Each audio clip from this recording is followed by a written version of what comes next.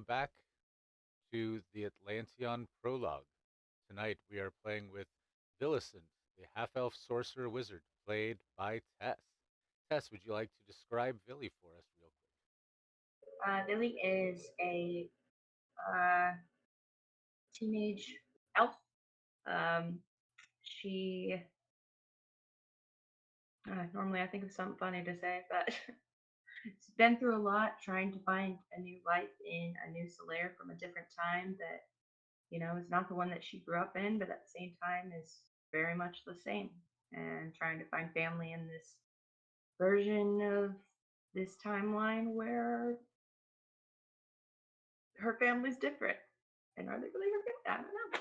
Lots of questions, seeking answers, trying to figure out who Billy's going to be over the course of a 2 year time stretch where we're going from age 15 to age 17 with Billy. quick? Indeed. And we are about one third of the way through that time stretch. Since the so as part of this flashback, we are going to be roughly 8 months into your training. Okay. So it was spring when you came. It was spring when you came back. So it's 8 months later. So it is now late winter.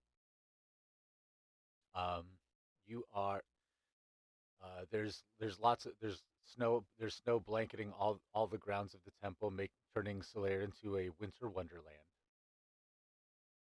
Several of the children have made snow elves all over anything that will continue to hold snow and not fall over.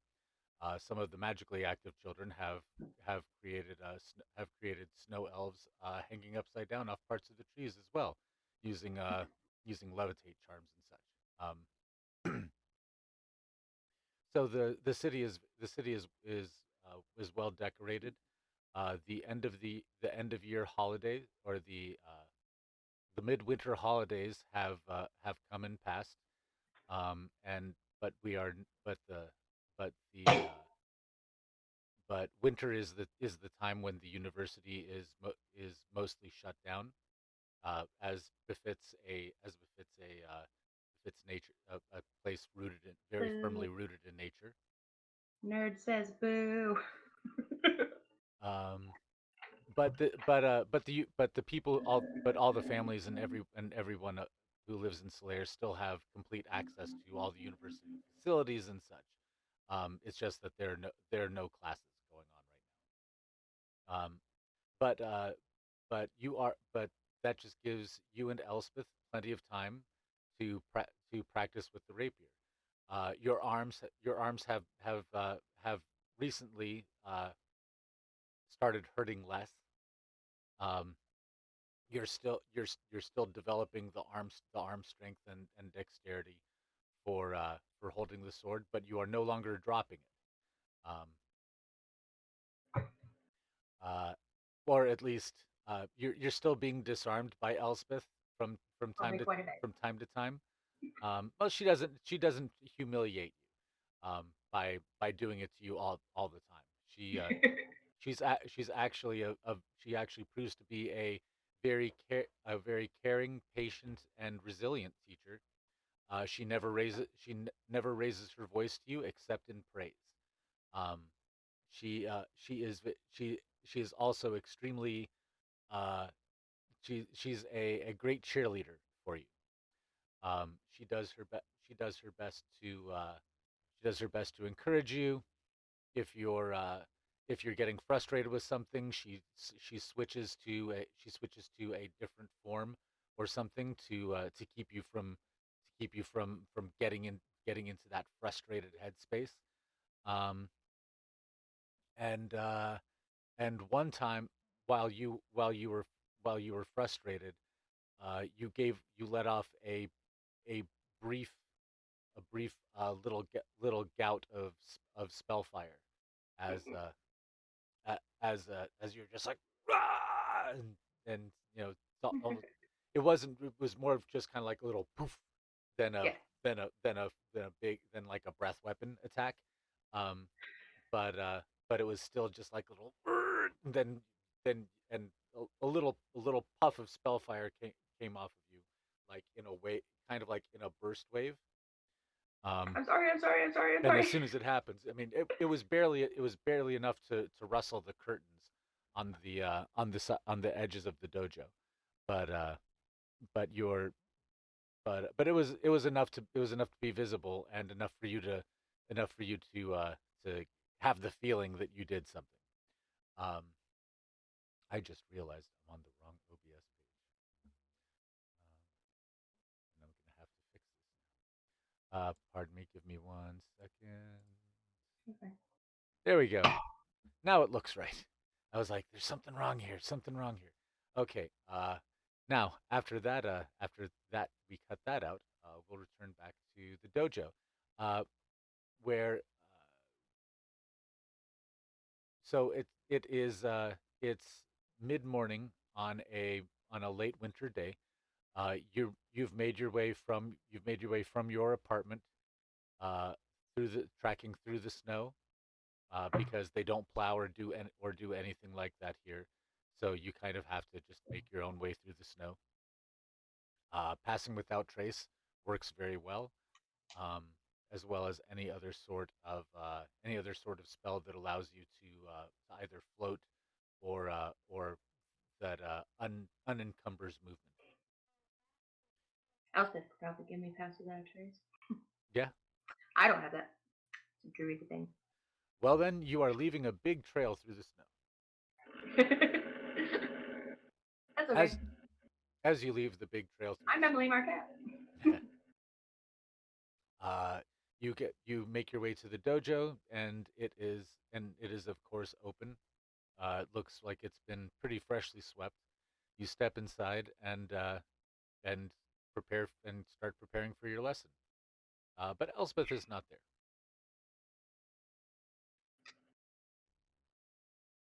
which is kind of odd because she usually almost always gets there before you. But an off-term day, maybe she and Vishamus were partying a little bit too much last night. So there's my mind.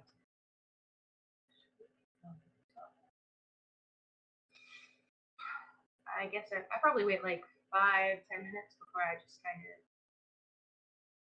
probably just like I don't know, grabbing rapier and doing some light stuff, stretching a little bit. Okay, so you start doing warm-ups on your own. 15 minutes pass. You're complete. You get through your entire or through most of your warm-up routine, and you realize you're almost ready to begin the instructor phase, but the instructor still is not present.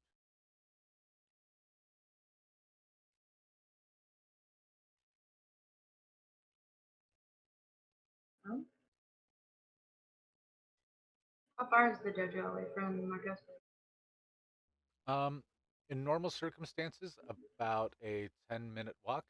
However, right now, Still?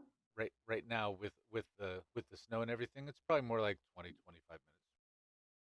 I think I'll just take the walk. It's Take also the it same. also it's also uphill to get to the Markales, whereas it is downhill to get from the Markales to the dojo. So it will take a little bit longer Hmm. to get to the Markales than it would for someone coming from the university tree down to the dojo would take. Okay. How long has it been since I've like seen the girls in pajamas? Do you think?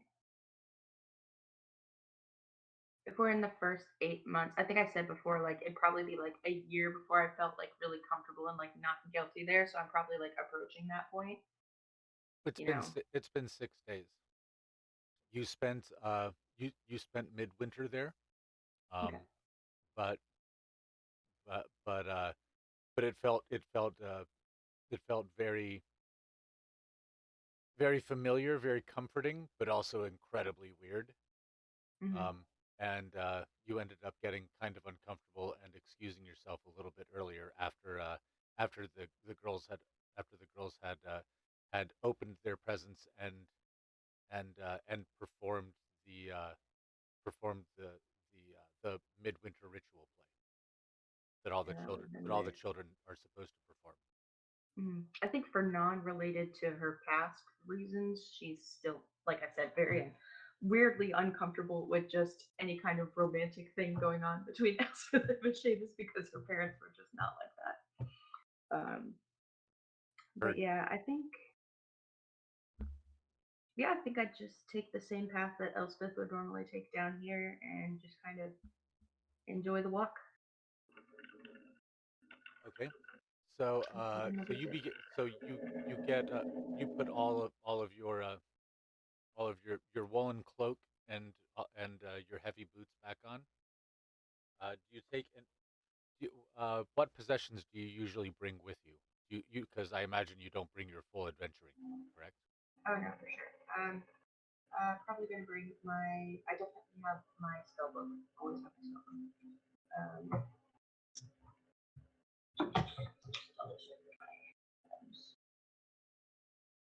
So I figure you would probably have your spell book, a small backpack or sack of some kind. You'd yeah, have for your sure. rapier.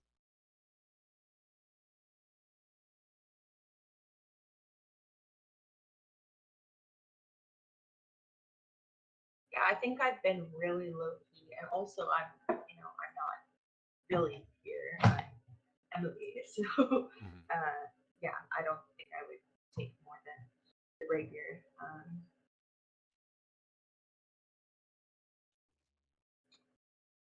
Yeah, I'm not fully intending to if she missed training, it's fine. Just kind of going and checking. I'm sure everything's okay. Not even really going to training, but just kind of Okay. going to check in on them. Maybe feeling a little bit. I don't know. Maybe Green's been at the temple a little bit more often, and you know, feeling kind of recovered from the weird Christmas time and wanting to see the girls again. I guess. Okay. You are so you you you trudge your way through the snow. You see several other paths that have been worn, and one or two other people that are out and about. A group of children are playing in the snow not too far away. On kind of on what would be kind of like the quad in front, the wild quad in front of the tree or between the tree and the temple. Do I know any of the children at this point? Um, yeah, you know most of them actually, or you've seen most of them around the tree. Um, several of them several of them you actually went to school with back in your time, and Oh, okay. they look younger like you kind of remembered them. Any of them that called me Villicent? We used to talk about that I would be teased to be called Villicent. Uh, they're most of the ones that you bullied are not present, but one or two are. Okay, yeah, I just want to knock some snow off like mage hand some snow off a tree, just like right in their head. Just as a teasing thing, because I'd imagine we have kind of a friendly relationship here, even though it Mm. was different back then. So there's a big warp as one of the smaller trees out in the quad. du- you drop a load of you give it a quick shake with mage hand and it drops a huge pile of snow on top of the two of them. Um, they looked like they were kind the two of them were kind of off by themselves. They were looking at something between the two of them, and you just and they both they both look like snow elves themselves now. They're like, I don't think I, "Whoa!" I don't think I'd make any attempt to hide that I did it. I think maybe a couple of them know me as little Willie's older cousin. I just kind of do like a joking, like look away and like brush off a little bit. Like, yeah, I didn't do it, but Doesn't appear like anybody okay. noticed you do it. It's just a joke. It wasn't a fair to do. You continue on, and you get to the front entrance of the tree. It is a large it is a large arched opening about 25 feet tall, between between the lobes of two roots, two giant roots that come out. Um, there are windows in the roots that look out, that look that are they're kind of like arrow slits that go in that behind are presumably guards. Um, you've actually never been into those rooms, so you pass by them all the time though. And the great entryway is wide open. It's still decorated for the holidays. And their apartment is upstairs, right? Yes, it is on the 18th floor, I Okay. Okay. Um. Yeah, I make my way up. It's like, do I want a dimension door? I don't know. believe. You begin trudging up the stairs. The Dwemer on the stair, the tireless Dwemer on that is on the steps keeps you from feeling like you're overexerting yourself. You're pretty used to that though, or Yeah. you've gotten used to it rather. It's one of the differences between this place and your original place is Yeah, that Elspeth had a cottage. mhm, that's right. Um, but the tree there also did not have that the tireless Dwemer on the stairs. Um, you get up to the you get up to the 18th floor, and you and there you know there are set there's a long hallway that kind of runs in a ring around the to all the rooms that go that adjoin the exterior of the tree. Um, and so you walk past several past several rooms. Uh, Classrooms are all empty, but and supply closets and such like that are locked. But the apartments and domiciles, the doors are still gaily festooned with with garlands of garlands of evergreen and twinkling lights. I You make your way to the door of the Markale's apartment, and you hear boisterous voices from inside. um I knock on the door. Roll me a perception check as well.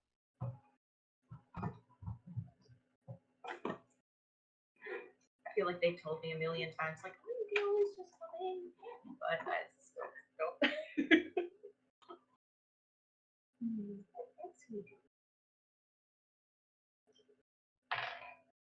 Nat 20. You notice Tell me everything. that there are four extra sets of boots outside in the shoe area outside the door. They appear to be smaller, and they're metal shod. And it sounds boisterous and happy inside, not like, Yes, okay, good. and I knock. you hear a couple of voices that you don't recognize. Um, since it's kind of loud in there, I guess I tentatively open the door and just kind of peek my head in. Hello?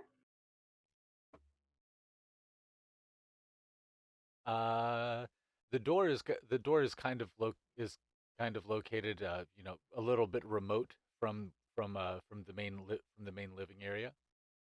It goes past a couple of storage closets, and there's like a coat closet, and then there's laundry, and then there's the larder on one side, and the food preservation area, then the sanitary area, then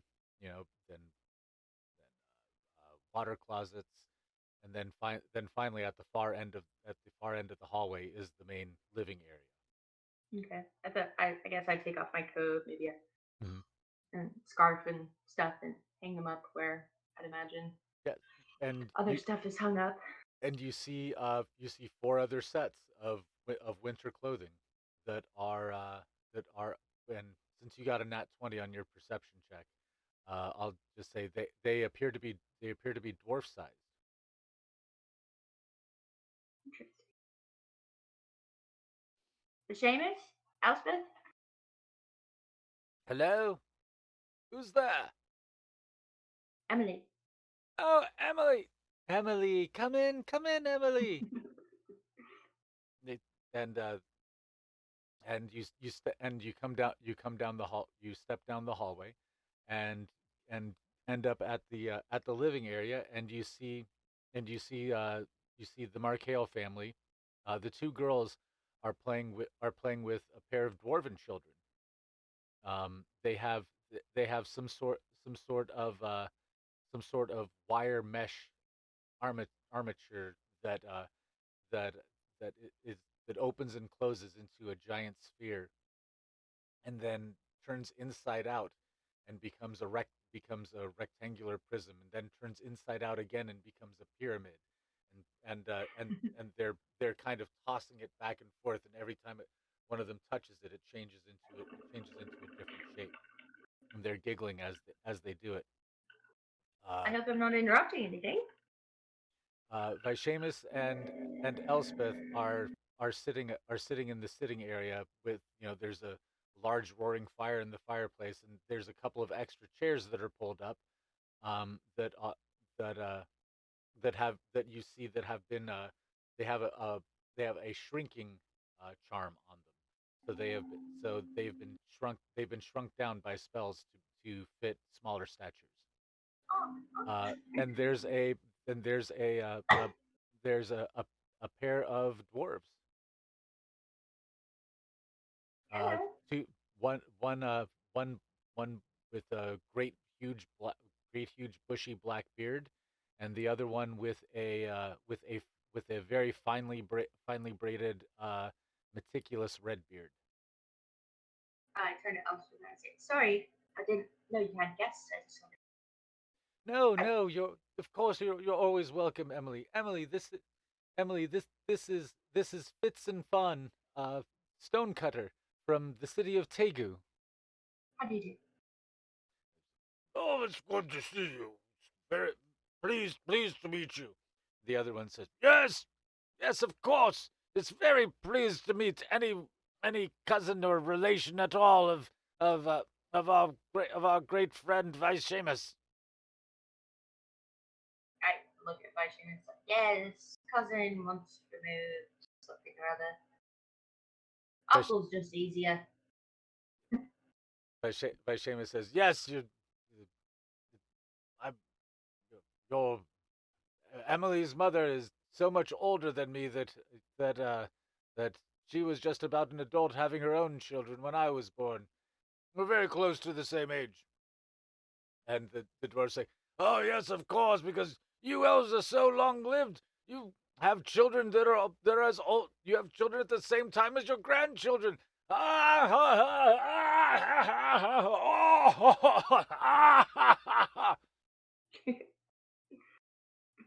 They're having a great time. There are several flagons on the table, as well as no less than different bottles of dwarven mead, two of which are open. Have I ever really seen the Seamus and Elspeth drink much?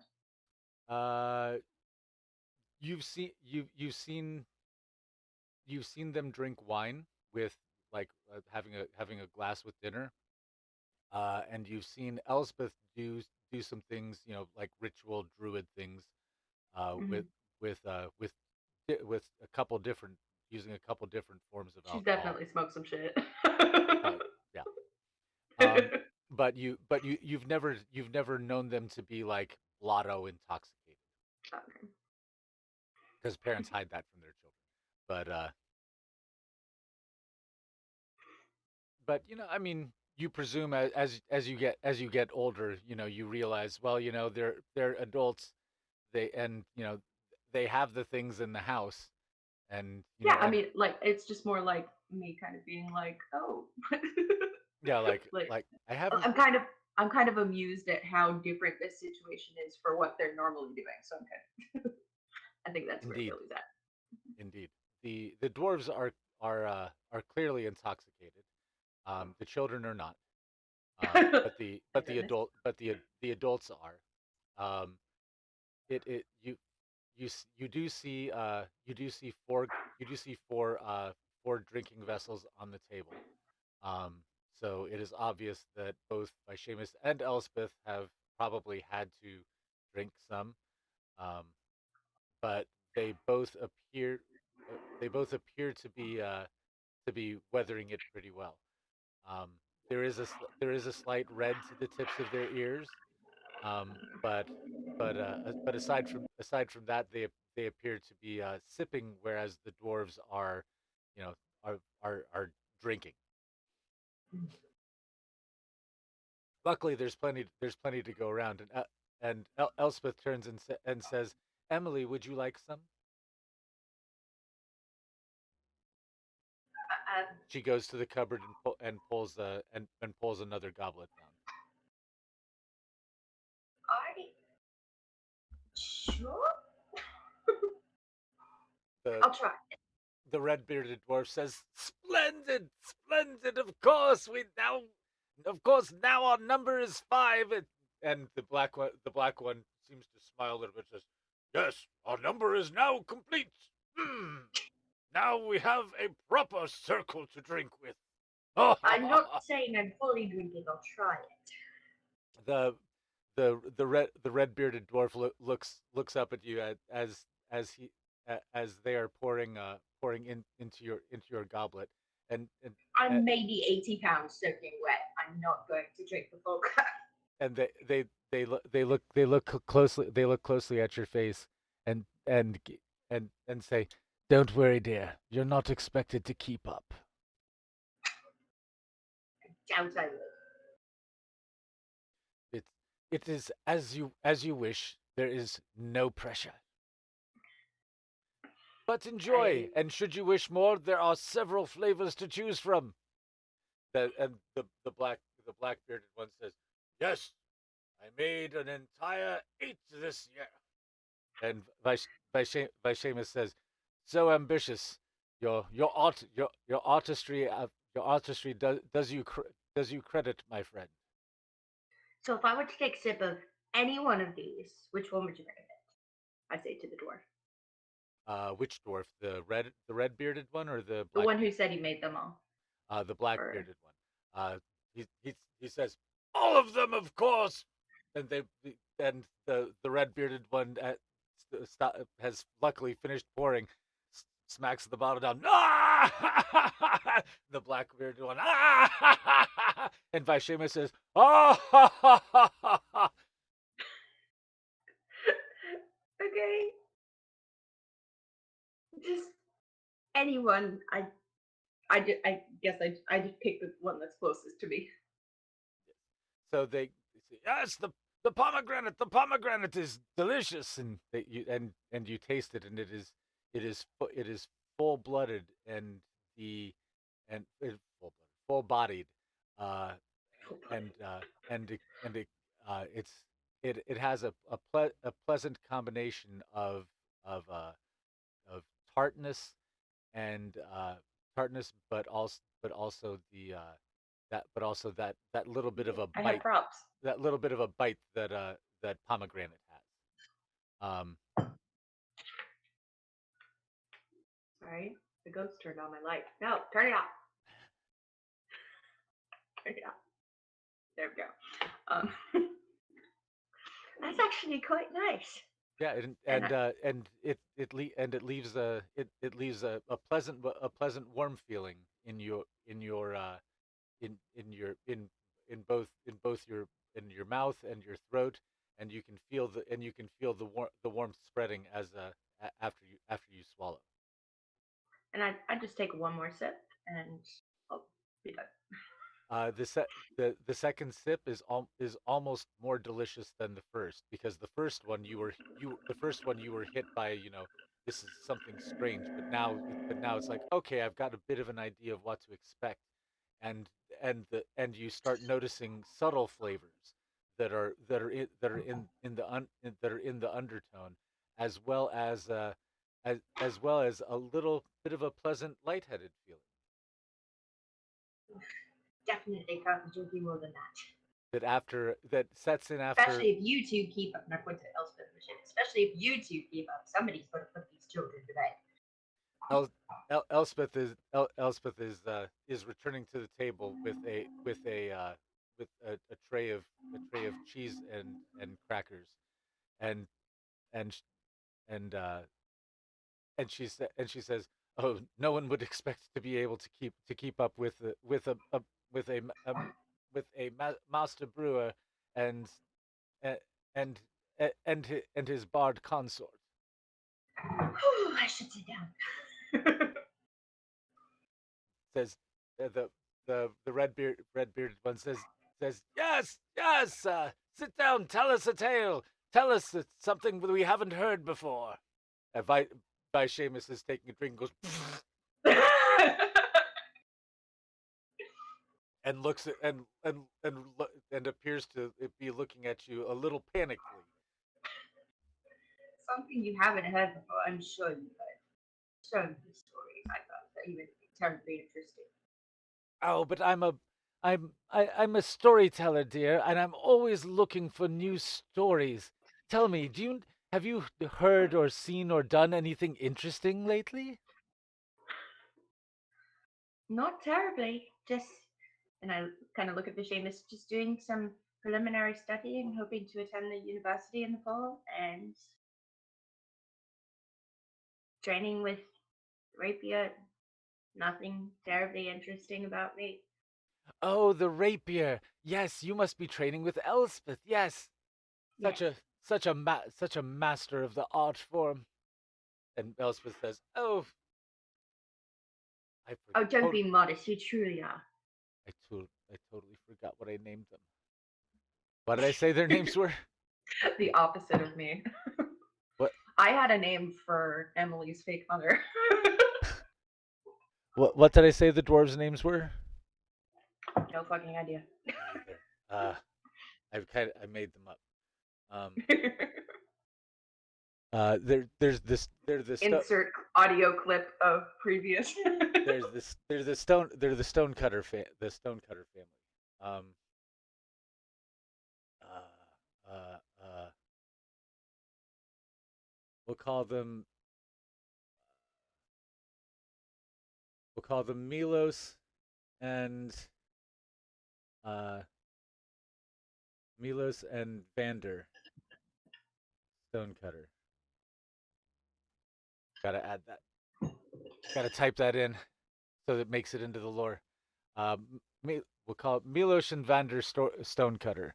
And so I I'm and so Elspeth says, "Oh, Vander, you're stop flattering." And It's not flattering if it's fact. and Vander picks up a slice of cheese and says, "Ah, yes, so delicious. Nothing like it in our halls." And the black bearded dwarf says, "Yes, yes, this is what we come to trade for. Your mother's excellent make." Mm. Yes, my aunt's cousin, whatever we are. Incredible. Oh yes, of course. Mm. I know it's confusing. Little Billy and I, it's insane. Family genetics. Yes, it's amazing the resemblance. So I give little Billy a wink. mhm. she look she looks at she's kind of like looking at you. Oh, throws you a little look at you over her shoulder when at exactly the same time the two of you look at each other. You find that that you share many such moments, and and a lot of the time, if someone just asks a question out of the air, you'll both give the same answer. Um, it it is it is remarkable how in sync the two the that you and she are. Uh, that being said, you are she of course gives different answers than you when when asked, what's your preference, what do you want to eat, that sort of thing. Yeah.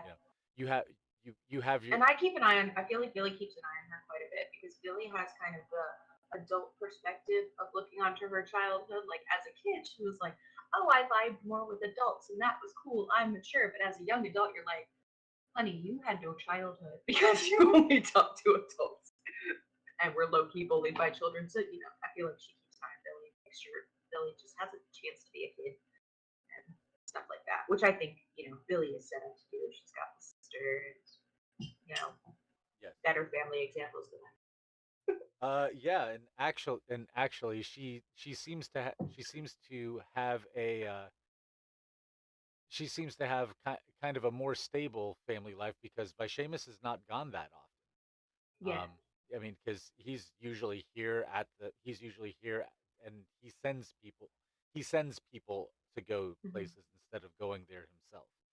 Uh, Yeah. so so they have so it seems like this Billy has an altogether different experience of her parents than you Hmm. did. And I Um, think it really, you think, maybe in somebody younger it would make Billy jealous, but honestly, it makes her so happy to see that, somebody who lost her past before she could even have that childhood. She never really got to experience it, yeah, because she was too busy trying to be the next professor absolutely. at 11, you know. But but it is not but it has not gone unremarked, and in some places that you've got that the Markales already have two girls that look exactly the same, and now a third girl that looks like an older version by about the same amount Hmm. has appeared. So now it's kind of like, are are they making them? Are they cloning them? What's going on? Um, so I'm gonna pause the recording for a second. We are going. Um, so deer in headlights moment. So we Cast a spell. uh, you can cast a spell if you want. No, I was joking that I cast a spell and made you get a deer in the headlights. Oh, I see. Well, it doesn't take much to confuse me, thankfully. So so everyone's having a good time. Billy gives you a little sly look. You notice Samay is also turns, so it's like all three of you kind of turn at the same time to look at each other, and then you notice that you all did it, so you all like turn back real quick, and all three of you do the exact same thing. And so they're and uh, the dwarves obvious the dwarf kids start giggling, of course, at it, and then they go on with their game. And then then I'll a just message them something silly. I don't know, some sort of inside joke. Like, yeah. So, hey, little stinker, kiss May. mhm. Just, The a lunch is brought up. You spend quite a bit of time. You spend the entire afternoon um, hanging out with the stonecutters. You learn that you learn that they are in town uh, on a, that they are they're doing an annual it's an annual not pilgrimage, caravan, trading caravan that they do between their city of Tegu and they come to Solaire for cheese and wine, and they bring with them they bring with them uh, beer, mead, liquor, and uh, and sausages, cured underground sausages made from uh, made from underground beasts that the underground herd animals that the dwarves keep. the spread is incredible, especially for the middle of the winter. Amazing. Such a tricky. This, the what did Vander says says, "Oh yes, I cure them. I cure them myself. Work on them all. We have it. I have an entire cavern full that's aging now. We age them. I age them for 3 years as they're curing in a room full of volcanic smoke. It's the same. It's the same room that fires Milos's stills. And Milos says, "Stills, ha ha, multiple." Uh, by Seamus, of course, of course chips in and tells a couple of stories of their of of time that he spent as a younger man when he was for his decade sabbatical of traveling the world after right when right after he turned 99. Um, he would The city of Tegu was one of the first places that he was sent uh, because Tegu or Fegu? Tegu, Tegu. T. It is Fegu for some reason. it is a a dwarven city that's located under a huge waterfall, at which they use to power the entire city without any sort of any sort of burning fuel or anything like that. It's an entirely green city.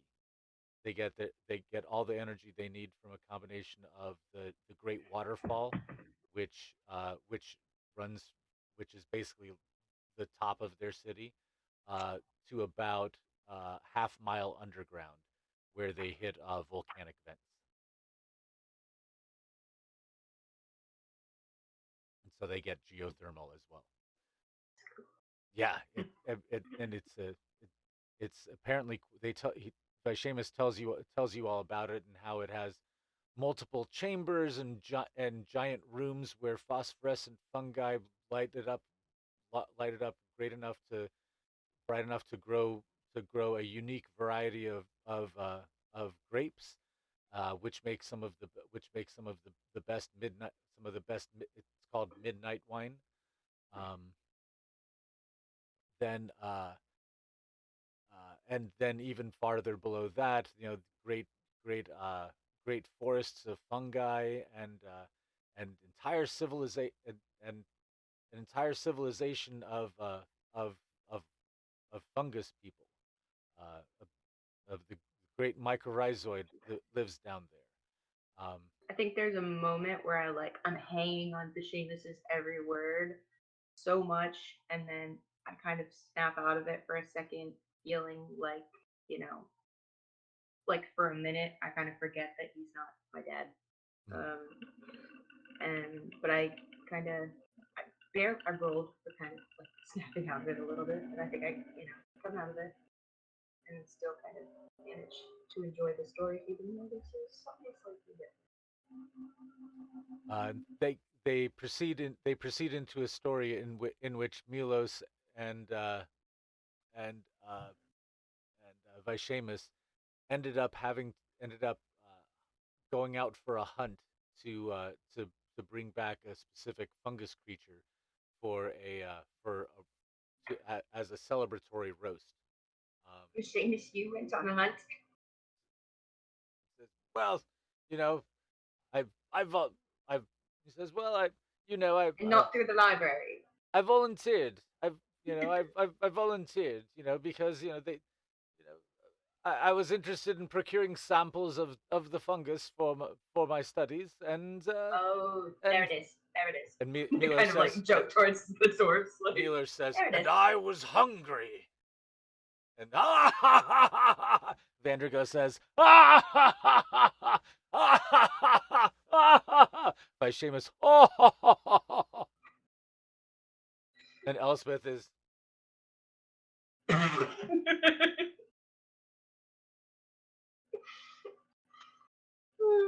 it's plain to see that she does not agree with the hunting of the fungus creatures. But then again, she has a Oh, she has I a didn't different process that. experience of the Focus world. creatures. So the day passes really uneventfully. For a little while, they ask you to take the children out to play in the snow, which you do for a little while, and I mercilessly snowball fight with those children. that's good because it results in it result you basically chase them around for more I or just less. tired them out. Best babysitter ever. Absolutely, absolutely. I mean, and you're getting pretty tired yourself, and you co- Mhm. you conjure up you're able to use a couple cantrips to you know heat up a little water, make a little tea for yourselves out there. Yeah, you will all build an igloo at, in the middle of the quad, I and can build a fire. I feel like I've gotten good at like using prestidigitation to make my spell fire like more normal fire, like maybe mhm. red or something like that. Like using my spell fire a little bit and starting up a fire, but it looks red because prestidigitation. It just looks red. So so you do that, and the two younger girls are both like, ooh, and Yeah. the two dwarvish children are like, ooh, and and uh, and you keep on doing it, and and younger young and Villy, I'm gonna call them Villicent versus Villy. Yeah. Yeah. Uh, I could be Emily or Villicent. Villy's trying and trying, but doesn't seem to be able to get it, and she's getting a little frustrated. Sime goes, just relax, and she does it the first time, and the two dwarf kids are like, yeah, I put a hand on Billy's shoulder. Try again. Can I get for advantage? sure, she needs it. I rolled two sevens. Yeah, You're being too hard on yourself. she's like, ah, you just always do everything better than me. Maybe I I'm do. also. How old are you now? 13 12? and three quarters. Okay. 13 and three quarters. Yeah, I'm also 3 years older than you. It's alright. Hmm. I guess You got this. you move up. Uh, the the dwarf kids say start. They they reach up and say, "Look at this shoddy elvish construction!" And they each pull a block out of it, and the whole thing tumbles in on all of you. And everyone and they start giggling. Ah ha ha ha ha ha ha! Constructions are some constructions are just built to fail. Ah ha ha ha ha! And the Hold up. Let me do some confirmation now. Okay. You know, 6 and 11. So they were 5 years apart. So 6 and 11 when I first showed up, and I was almost 16. So I'd imagine I'm 16 now. yes. So she probably wouldn't be 13. I just want to be sure that we know the age differences because there's going to be a lot of time stuff. Okay. So 6, 11. So she was 11, and I was 12. So 5 years between the girls, 4 years. So I'm 4 years older than her. So she would be 12. Unless you want her to be 13. I'm just Well, trying to be. I figured that that you would have just turned 16. She's Yeah, a and she's about to turn, so she should be about to turn 12.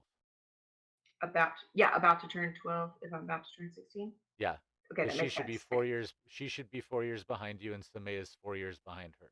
5 or okay, 4. Okay. Whatever we decide the difference to be, it's It's going to be the same. the same interval. Okay. So yeah, let's go with 4. That'll just be easier. Yes. So 8, 12, and 16. So you play outside. You play outside for a couple of hours, and then bring them back inside, sopping wet, tired, and hungry. And you have a pleasant dinner. Um, and shortly after dinner, both of the both of the dwarves are asleep in their chairs. And the dwarf kids go and bathe, and then come back and immediately go to the guest room, and go to sleep on extra beds that have been conjured. And who's still in the main living room? Anybody? Just sleeping dwarves. Elspeth, after getting the dwarves to bed, Milos mumbles something about, oh, it's only a eight only only a thousand-mile journey, and yeah, I could walk it again right now if I wanted to. And Elspeth says, yes, yes, dear, but there's a perfectly lovely elvish bed here for you, and what our architecture lacks to you, our comforts speak to you. And Neil says, oh yes, indeed, indeed. Thank you, Elspeth. You are you are the incredible hostess. And Elspeth says, yes, yes, dear. You are drunk, and go and lie down. Says, yes, I yes. helped clear the table. The dwarves actually Okay. helped clear the table and did all the dishes, carefully with the plates, um, before bef- Okay, then I'm kind of pacing around the main area trying to find a chore. actually the place the dwarves are excellent house guests. They cleaned everything Perfect. I before they sat. fidget.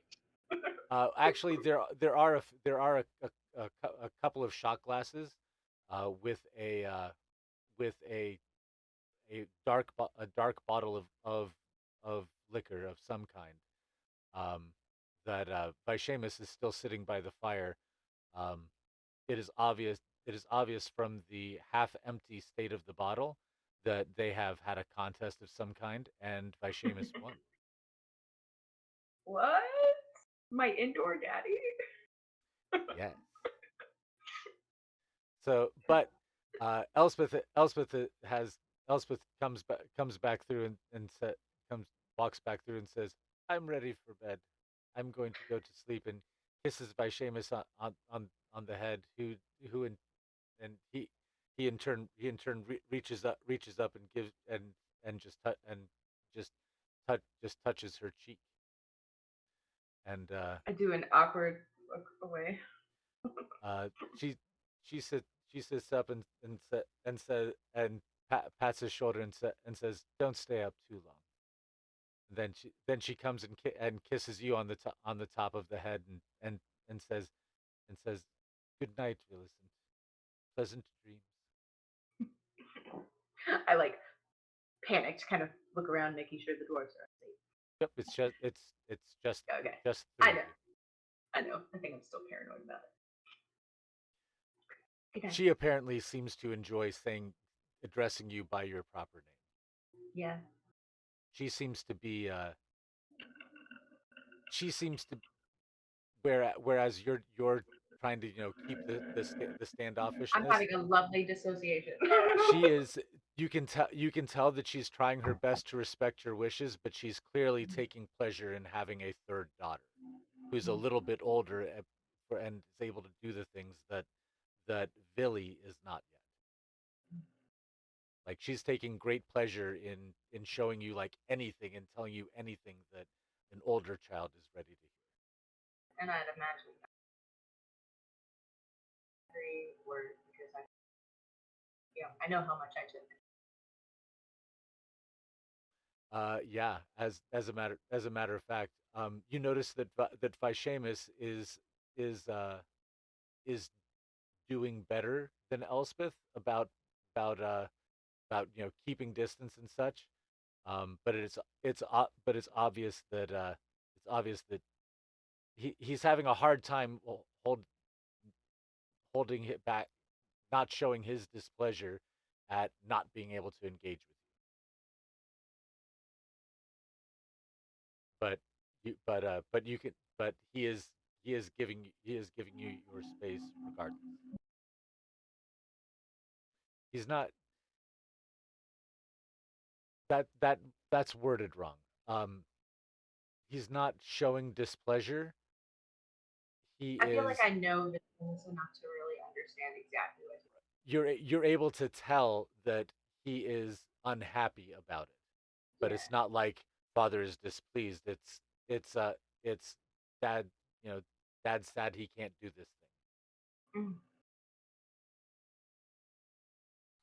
Um, but he's sitting there with a half full tall goblet type shot glass that's elegantly carved flutes, spirals going up the flute, look that are so mathematically complex and precise in their fractal in their the bands of fractal carving.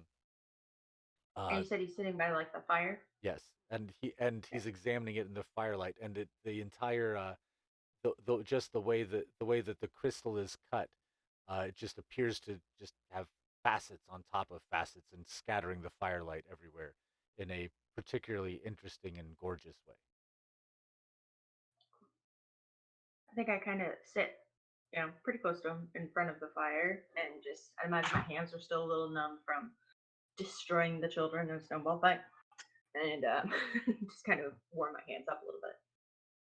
He says, "Perhaps perhaps a little, if you are cold, if you are cold, my child, perhaps a little sip of this will help warm you." And I he offers you the glass. I think one of us has to have our wits about. Very well.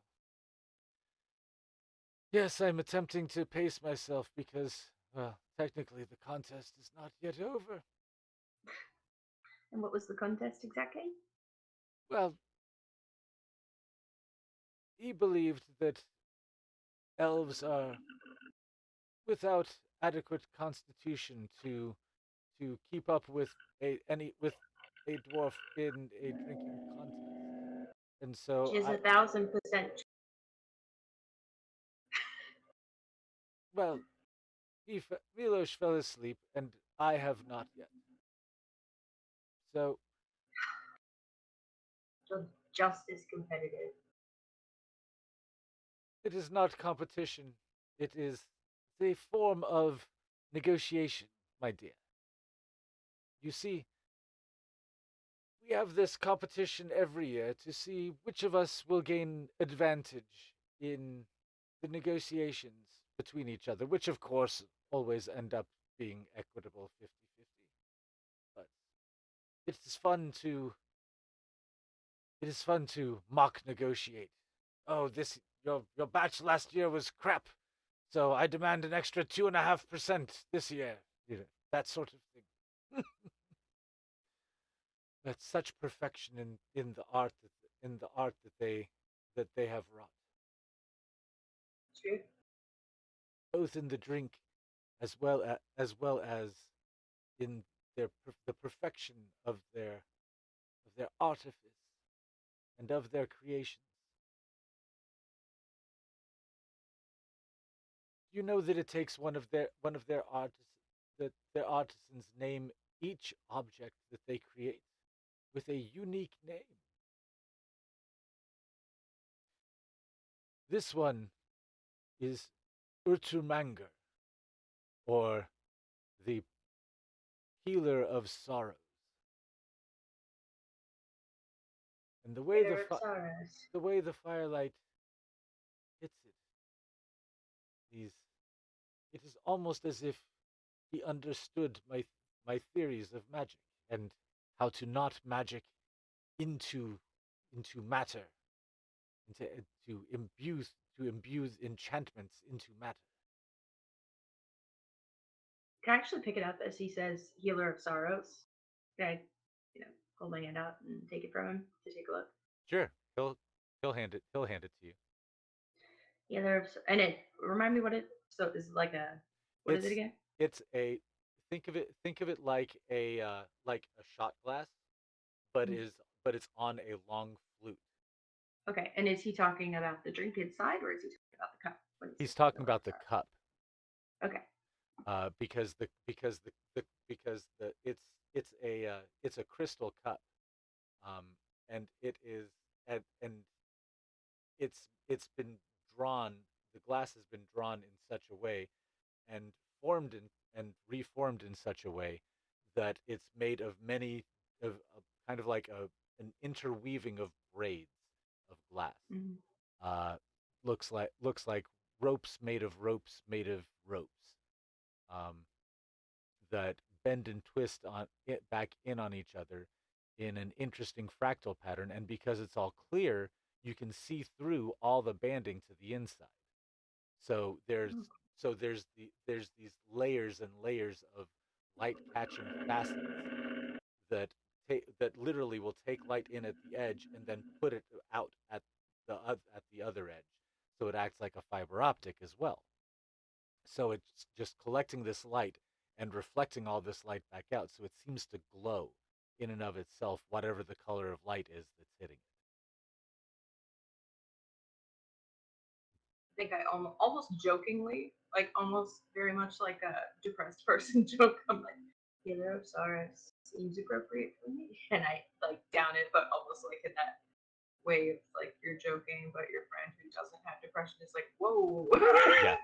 but like, Roll a but then constitution check. uh,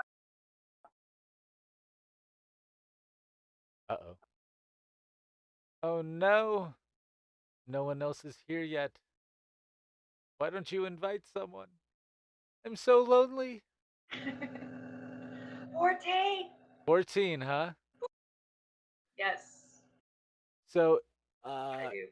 the first thing you notice about about the taste is that it it tastes like uh it it tastes like sugar, but it tastes like sugar that is punching you in the face. Um, Kind of gag. and after you gag and you breathe in, it seems to activate fire down your down your throat and all the way down into your stomach, and you can just feel this heat just spreading down and up into your face, and you feel like your cheeks are and the tips of your ears and the tip of your nose are glowing. Um, Am I glowing? he looks at you and says, "Oh, you just drank the whole. Oh my, yes, um, Uh, yes." But he takes the glass away from you, and you said put it was a shot glass, though, right? yeah. Oh yeah. I mean, Okay. it was. I Okay. mean, it was. Maybe not even. It was not even a Okay. fingernail Just left in making there. sure. He says, "Yes, this liquor is meant to be sipped, my dear, but I suspect you probably can't hear me yet." And truthfully, What? you can hear that he's speaking, but everything sounds like as it feels like the ocean is swirling around in your ears, or like people are talking, like someone's talking to you through a shell, or that you can hear the ocean in. And slowly, your senses return to normal, and you realize that you're leaking little tears out the side. And he looks at you and says, "Well, that just cured you of any interest in liquor, I imagine." Oh, never let me do that Yes. Well, that is also that was also probably 4 sips worth. So, um, so imagine taking that at 1/4 intensity. again. My ears are hot. Yes, yes, and they will be for some time. But so just take a seat, and he taps one of the other glasses sitting on the table, and it fills with water, and Yes, I was going to say. says yes, drink that. It will help with the burning sensation. uh, I take like a cracker or something out of my pack that I probably would have brought, just because I'm an adventurer, even though I'm not super adventurous anymore. Well, there's still Yeah, the I grab a remains of a carb. snack plate. I grab a carb. So yeah, you're able to grab you're able to grab pretty much anything you want off of it. Um, and and and so the feeling abates actually quickly, leaving behind kind of like a pleasant fuzziness and freedom of your tongue. Like instead of it, you don't feel like you need to guard what you say at all. Um, Vish- Vishamus, in the meantime, has sat back and has been observing you and says, "Fascinating how quickly you recover. That was part of the design. We had to make you so that you would recover quickly. Otherwise, the runes would never be able to bind to You mean Billy, not me. you." He sets the cup back down and says, "Well, you are more or less the same, aren't you? I mean, different iterations of the same person. You know, you roll the dice, sometimes you get a slightly different result. But Yeah, nature, nurture, all that. But, I can't imagine so many factors were different. what you've had to survive. You poor dear. It is good that the other me made you resilient and self-resourceful. I can't imagine how you would have survived such a hellish experience. But I'm glad that of all the places that you could come, I'm most grateful that you chose to come here. I don't think, I honestly don't think he prepared me for what it was. I think I really wanted everything I did. I wish I could have done it because of him, but I ended up having to do it in spite of him because he was so full of all these secrets. Yeah. Some if he does seem to be as much like me in that regard. However, sometimes it sounds like something that if I were forced into doing something for your well-being, I can see the conflict that that would have created in him. Perhaps we'll never know what that was. Perhaps it is something different about the design. The thing that these humans, uh, the bit of human that was there, Human, hu, hu, hu, hu, hu, hu, human, human. human that was there. Um, perhaps perhaps that made more difference than you know. Yes, he wasn't part of human, just Elf and me, I guess. So how did? I mean, I'd say we look like you and Elspeth's children. But of course How'd you do that part? well, you know, you get the genetic material from somewhere. It's the Oh, the form of the child is not important. It is it is the combination process, and of course, getting the getting the creation back into a viable mother. But yes, so Elspeth did carry Billy's name. oh, absolutely. She carried all three of you, of course. Well, Yeah. two of you, both of you.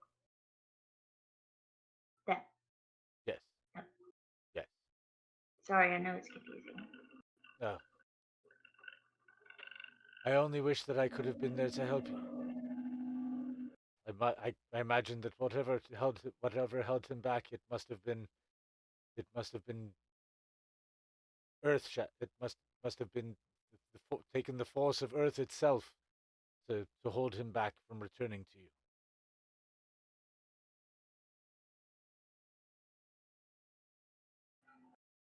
I mean, I'll never know.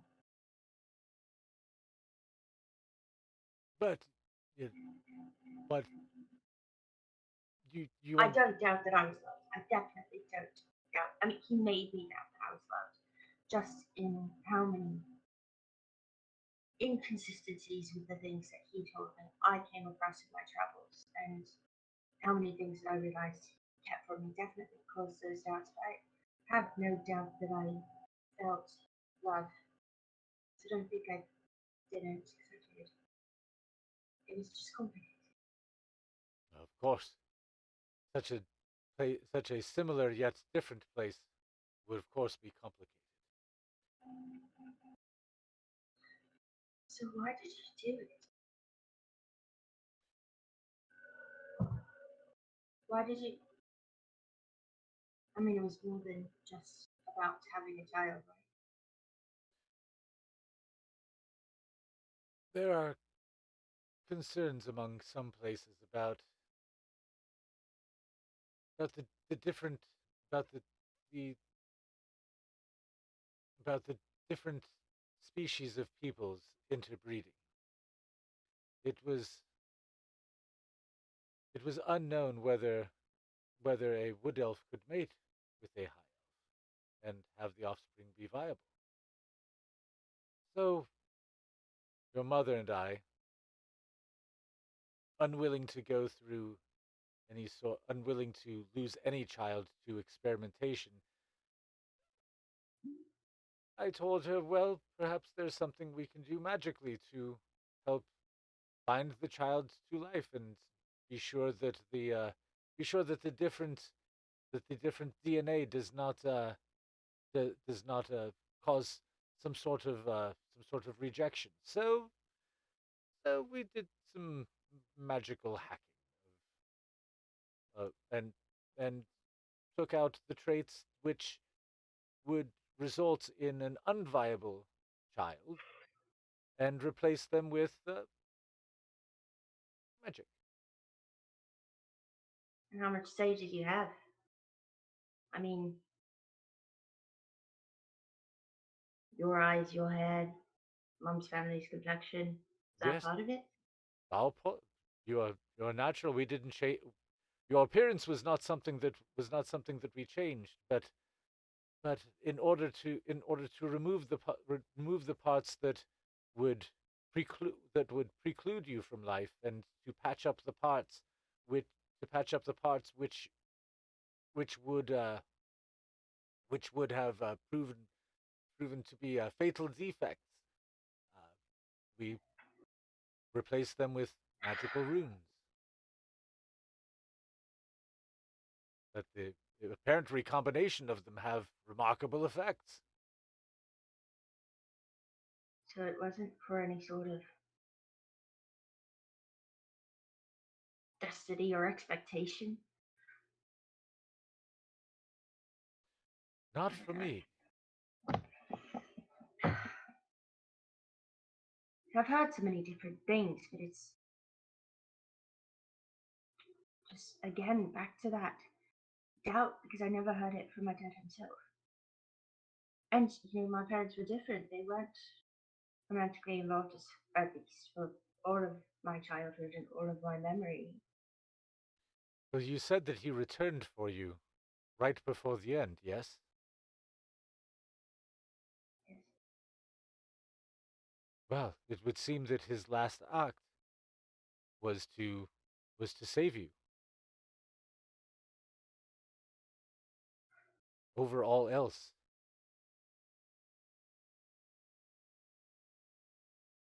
Wouldn't have been my choice. but it was his.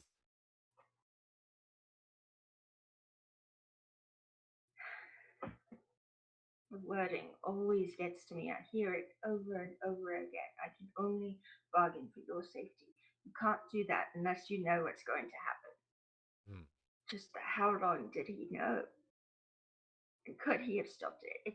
Could it have been somebody else besides me? Could he have saved Mum if he tried? I imagine if I he could have, hate that I doubt him. I hate that I doubt him that I do. I imagine if he could have, he would have. But I don't know. He just could have told me. Some things in the world I are was there uncertain. so often. I was literally at his coattails for my entire childhood. He could have told me, he could have prepared me instead of just creating all this fear and anxiety and worry about being detected or being found out for what I was. Well, perhaps the humans had w- had something against the sort of experimentation he was doing, or or I mean, it's a perhaps theory. perhaps they perhaps they perhaps they wanted to steal our methods, to steal his methods,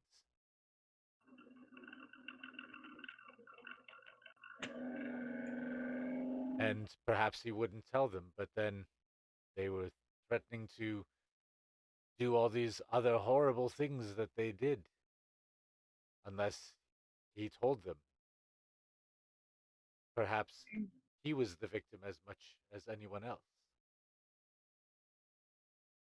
But One of this is these all perhaps this is all is conjecture. exactly. Yes, it's all conjecture. But And you and I both know fact. in the in the fullness of time and all of the different phase shifts of reality, all the different choices that have ever been made that lead to this and that, everything exists somewhere.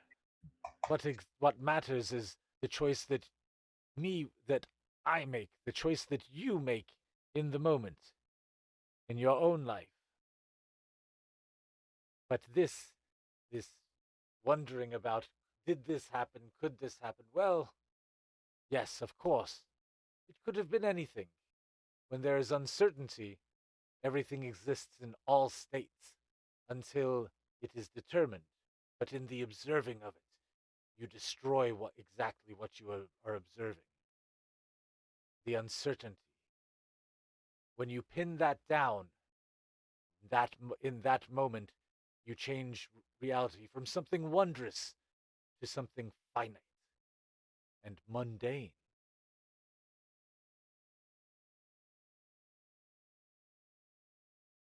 But to catch that spark of uniqueness and give it life, that that is truly worth bargaining for anything, giving anything for, to bargain for that, to preserve that.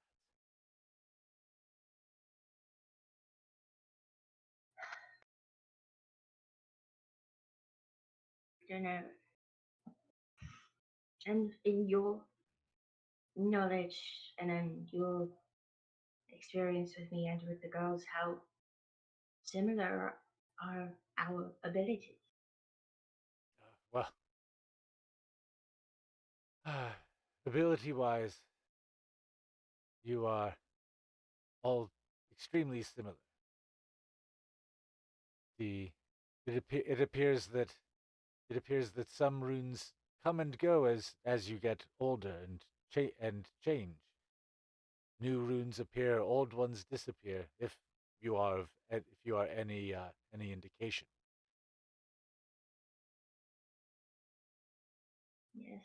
But as far as in terms of ability, that's seem you are all mirror images of each other. It is a wondrous and beautiful thing, and I am so proud Also, of the three of you. Sorry, good. I should go to bed. I am. Oh, well, apparently I had some help winning the contest, which I appreciate, Emily.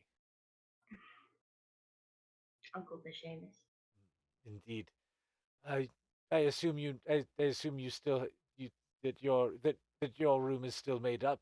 So, and I don't believe it has any dwarves in it at the moment. So, if should you choose to retire here rather than plod through the snow, you are most welcome. But I do not envy you the chorus of snores that will be coming from from the guest room next door to yours. Well, I got the silence spell. You notice that the wooziness and lightheadedness has abated. And but Vishamus bids you good night, and so the stonecutters stay with you for uh, stay with you for 3 days, Mhm. during which time the first day is spent sampling the wares. Then the second day is completely dry, and it's kind of like a spa day for everyone. You go down to the pool and go swimming and hit the saunas and stuff like that.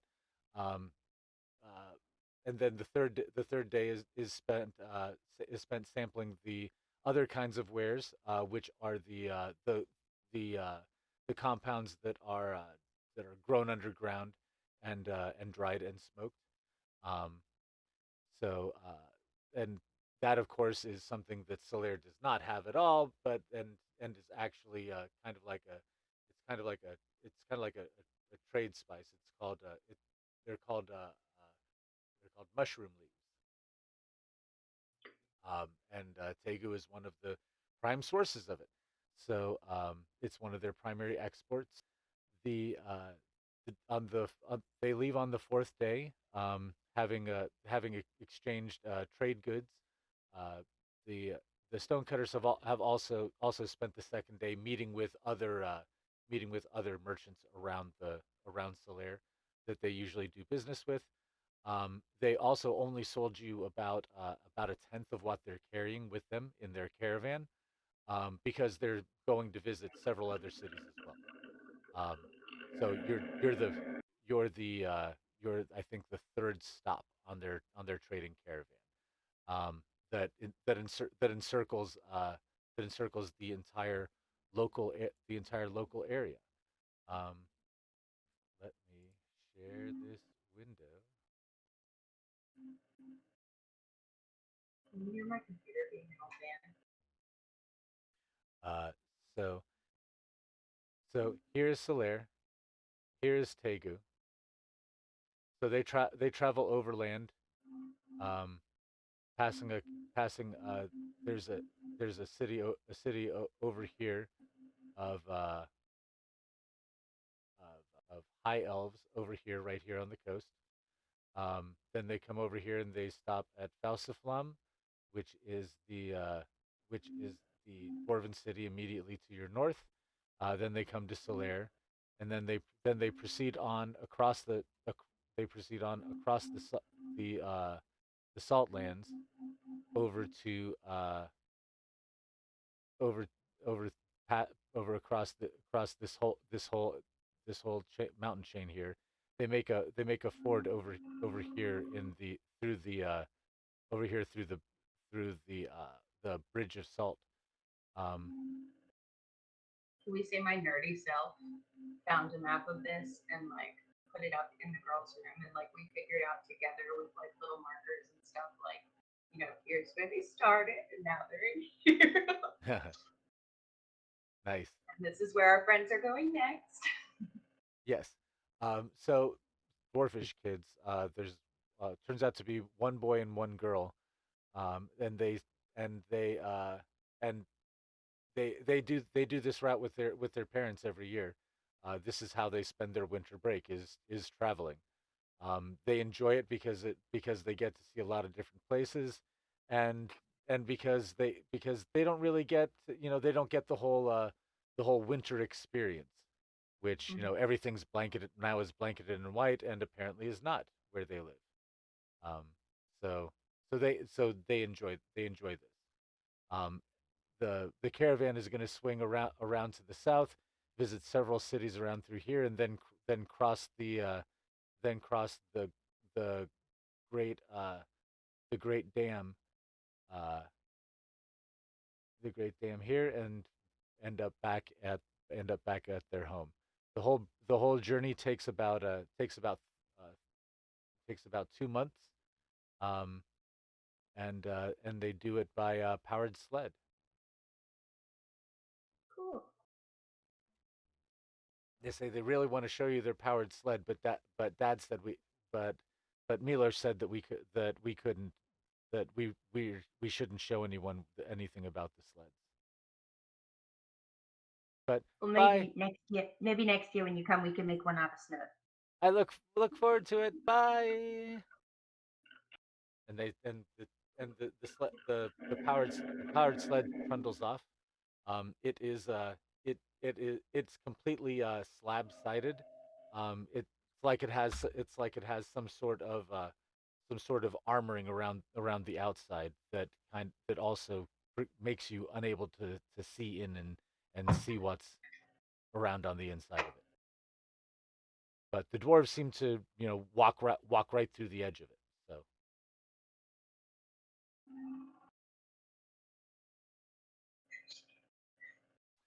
So uh, you about a year passes.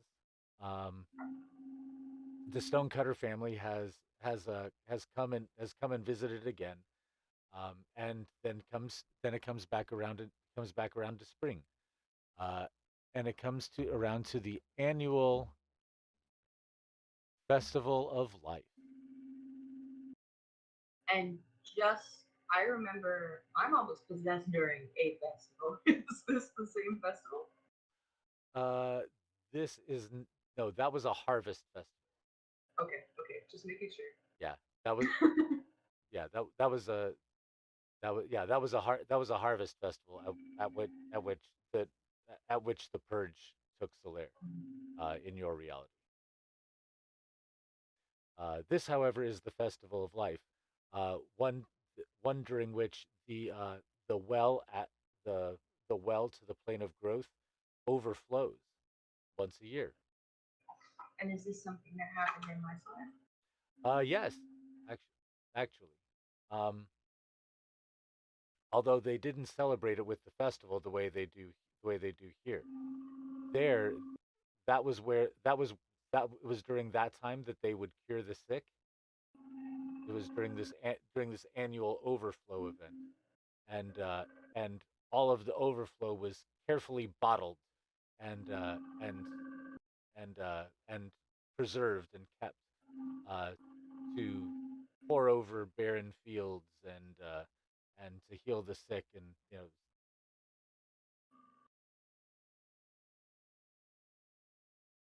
they're and common they were common use heal potions as well.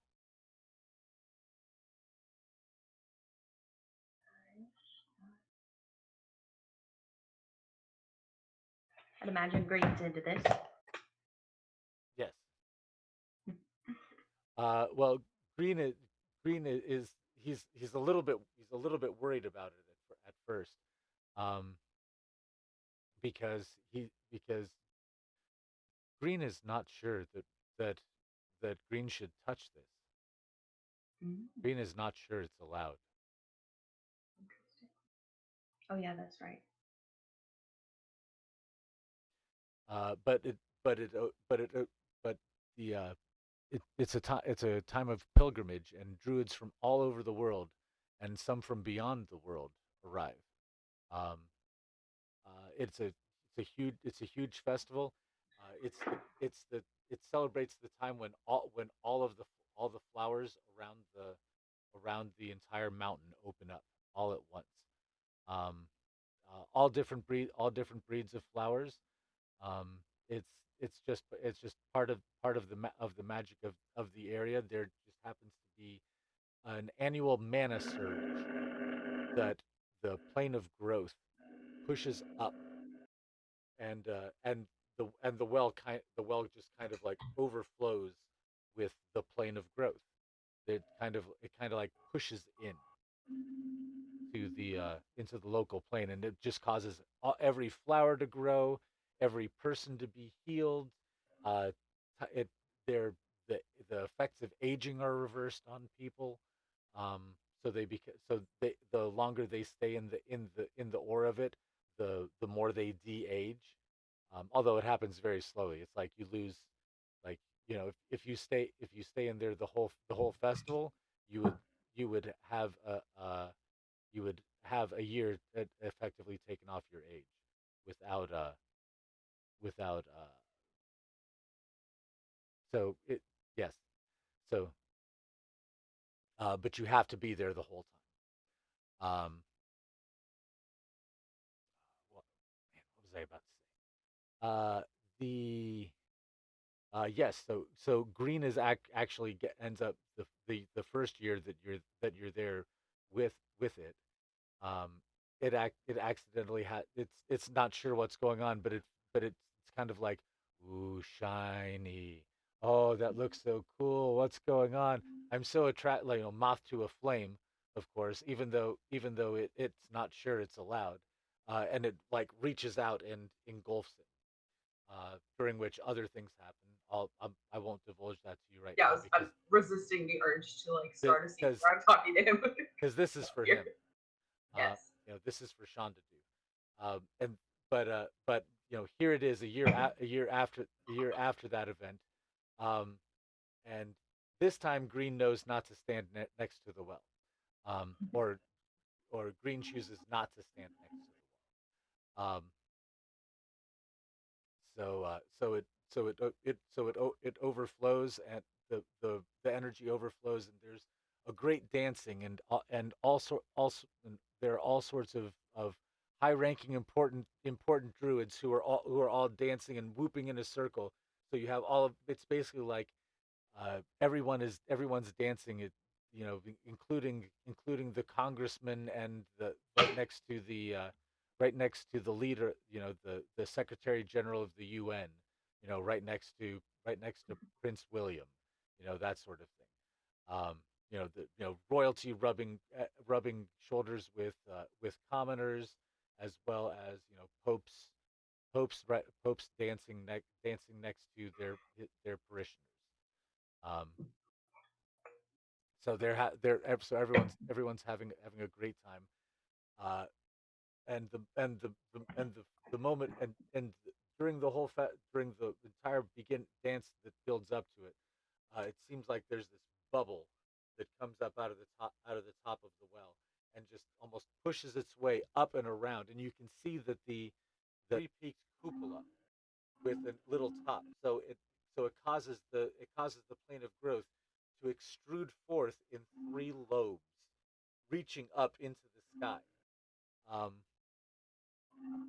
it also extrudes like ectoplasm through all the little holes and windows and everything of it. So it's almost like a big Play-Doh die. Um, uh, and and then it pops, and all of these tiny little green spirits begin just kind of dancing through the air, uh, illuminating the entire mountainside in a green glow. And from the bottom, from the bottom at the Fey Grotto, where the Fey tree is, all the way down at the base of the mountain, a cloud of fairies comes forth in an answering twinkling lavender light, and the lavender and the green dance in these great fractal spirals in the sky. Um, and it's just it's glorious and beautiful, and you feel yourself renewed, and your runes begin glowing. The blue is kind of like has a tiny little bit of green mixing into it, so it changes a little bit of color. Um, the I would say at this point I would have Elspeth would have given me those tattoos. Uh, so I also got the tattoos as well as the ribs, just for Okay, so information. yes, so Yeah. you would have started on the tattoos, probably at the previous at the previous dark part of the year festival. Um, because that's the time Yeah, that honestly, I think they would have started like the second they kind of like went through and be like, okay, here you're gonna be where I'm gonna be Emily, I'm a cousin. Like I think that's when it would have started, but I mean she's got a whole sleeve on both arms, so it probably would have taken a okay, bit. yeah, yeah, there's been plenty. The But yes, it's been but yes, you've had plenty of time. You've had plenty of time to get any and all ink that you want done. It's because you've got being a sorcerer, you've got plenty of tenacity. So Yeah, and if anybody asks, magical the runes are magical tattoos. If anybody asks, even though they're not. absolutely. You've got the whole disguise going. Um, Yeah, I think the tattoos themselves are very druidic and stuff that I've basically told Elspeth, whatever feels right to you because I think, and then obviously the runes, the blue ones come very much from magic and sorcery and stuff like that. So now she's got both.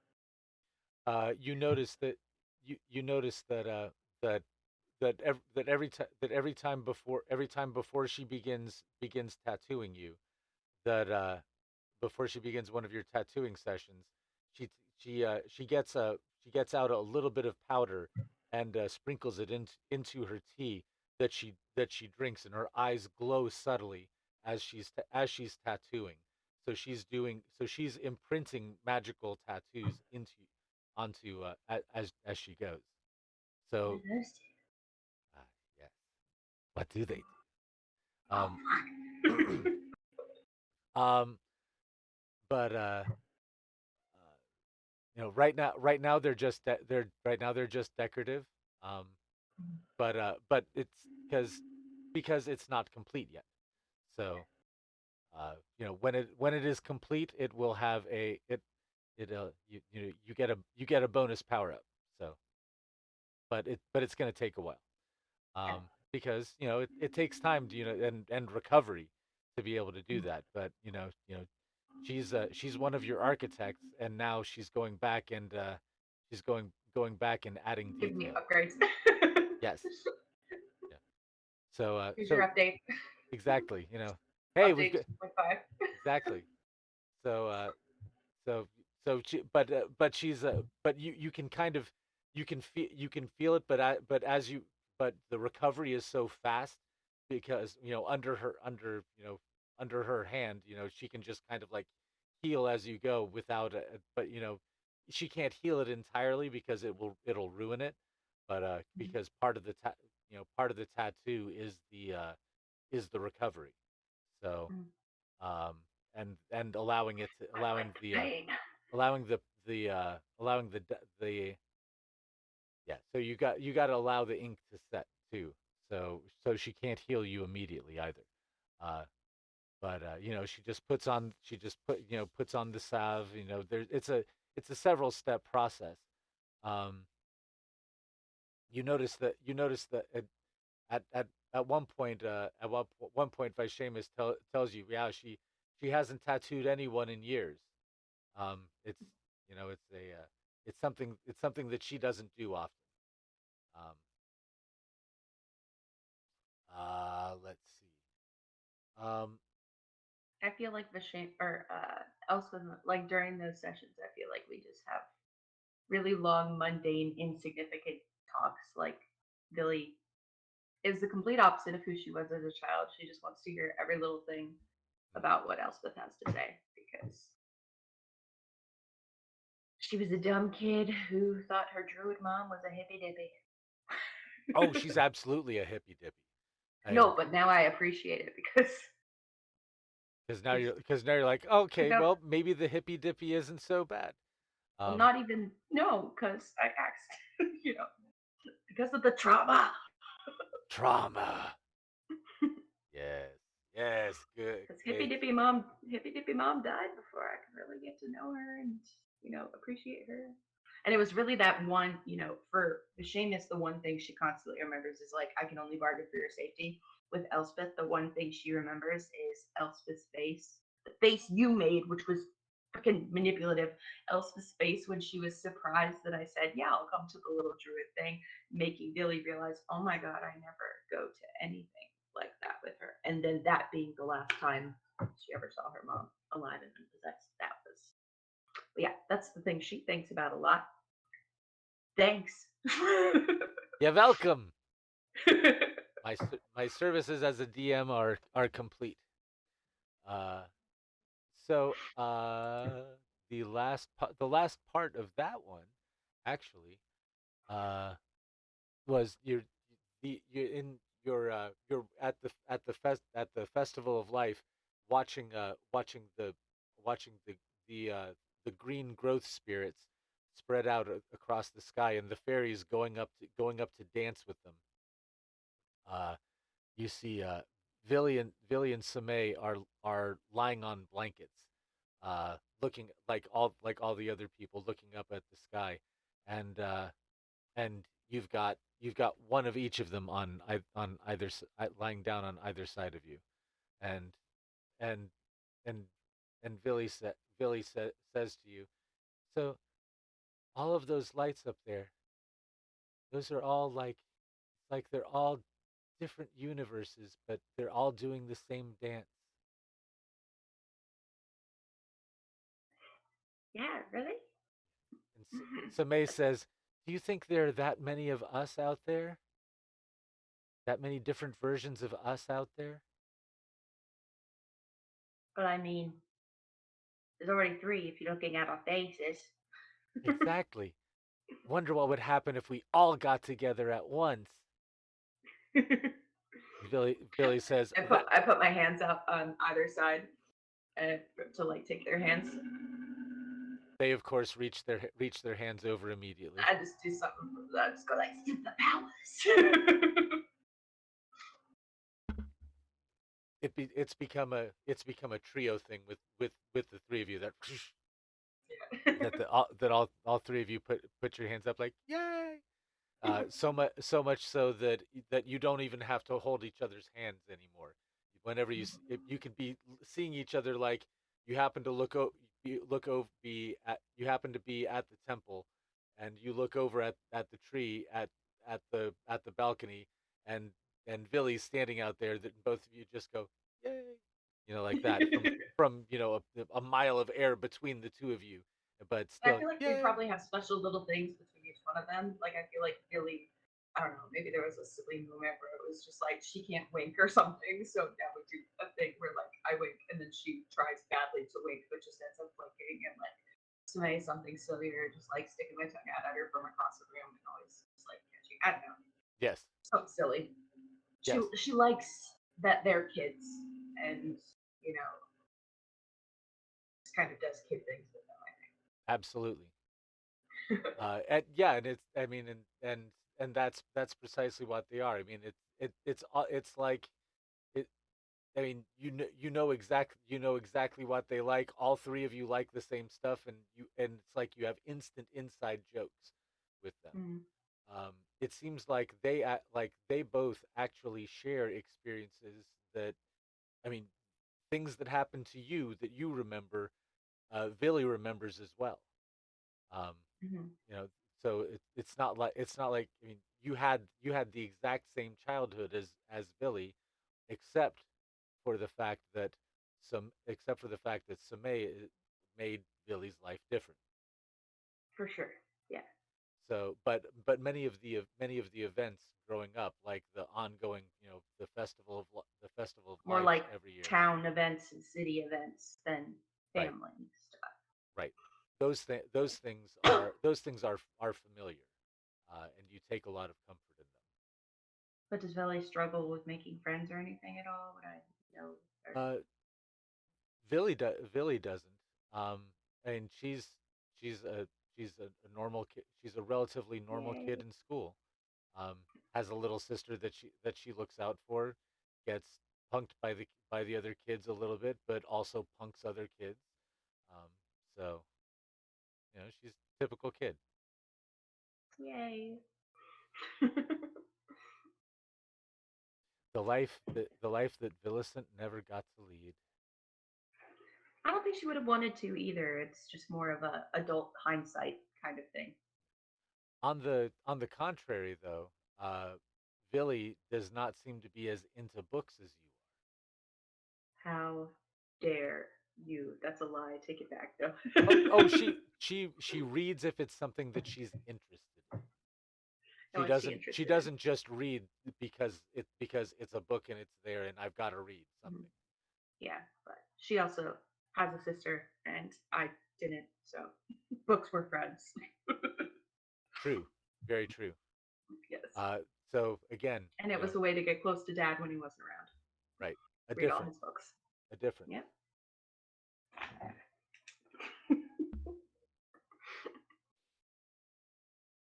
Uh, so so the three of you have your moment out under the lights of the festival of life.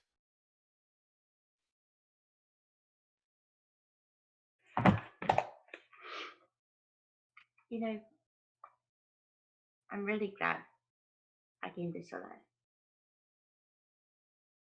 And I'd say to them, They say, "Yeah, we know." you're too smart. And I give them both an elbow.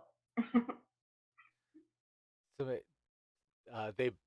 they both hug you at the same time, and they're like, "Yeah, it was so boring before you got here, and now it's just so much better." Really? What Really? do you mean so boring? Well, You had each other.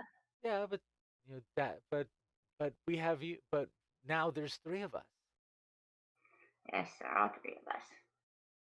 and and and and you're older too, which means we can all do more stuff because you'll Not take it. too much, though. Not too much, though. You know, when I was little, I was actually quite different than you guys. I was always just, all I wanted to do is read books and stay in the library and, Samaya's looking at you like, "Ooh, books and libraries? That's fun." And Billy's looking at you like, like put I that could. face away right now. Do not offend my books. Put that face away. Mm, mm, Stop it. Don't you talk about my books again. mm. Don't break my heart. She says, "You have a book for me? There's a book you find interesting?" Mm. She says, "You have that spell book, right?" And Samaya's like, "Ooh, spell book." Not yet. She It's reaches something she that re, she reaches up and you can see her trying to form her hand into mage hand, but she doesn't quite have it yet. And you can see her. "Eee." that's very cute. But no. Billy, however, you can see that she's very much like standing straight, like hands down, like not doing anything. What are you doing? Nothing. What are you doing? Nothing. Perception check. Make a perception check. What's Villicent's stealth? She ain't level 10. Oh, that's true. I have Billy's level 3 here. I can I can check off. I can. Oh, that was first edition though. There wasn't stealth in first edition. I'd have to go just off of Dex. I mean, it'd So just be honestly, my stealth hasn't improved, and it's not a proficiency, so she'd probably be +2 as well. okay. Uh, yeah. So what'd you roll in perception? Oh wait, perception. So she'd have a +2 perception. I have proficiency, I believe. Yeah. So I got a 19. Mm. Yeah, she's hiding a notebook that she's sitting on. Is it her notebook or mine? It is hers. Oh, okay. Oh no, she knows better than to swipe your notebook. Okay.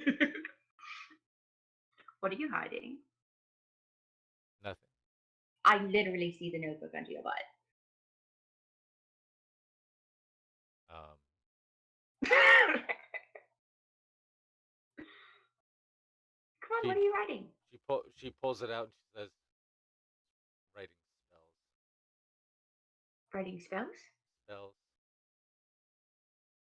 different spells though." She re- and she and you and she holds it up, and it is the rune you see repeated behind me. Uh, the the it's a U with a curve with another curve inside it. Have I ever seen that before?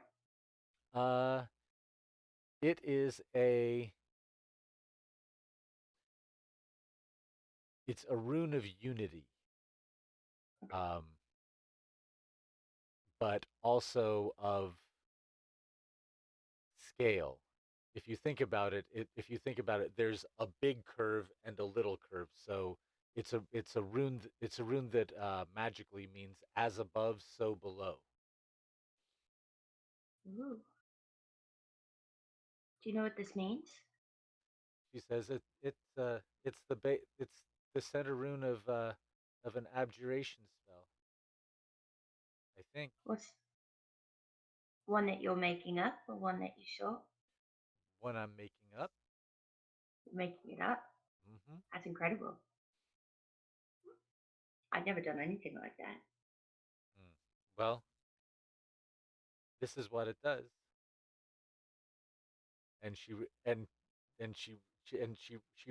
reaches out with it, and is magically is powering into it, and you see a little circle beginning to form around her in burning blue flame,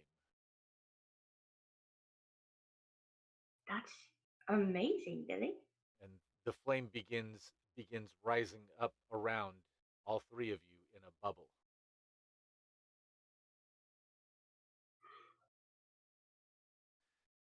Roll an insight check. Oh, that's wait, is that? Oh, that's an 18, and I've got good insight, I think. Yeah, that's a 23. You've Tell seen me that your secrets. you've seen this before. When? There was a Kopru that was discovered, uh, and and it was able to gate using a spell much like this. I've seen that. And after it gated out, all that was left was a burning ring after it. I've seen this. This was actually right after they let you out of the ring, was when you saw this. Although you did see it a bit around the you saw other creatures doing it during the purge.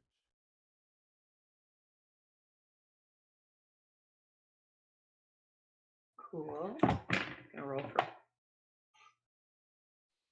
Gonna call that 10. Anything? I'm sorry. Rolling for PTSD.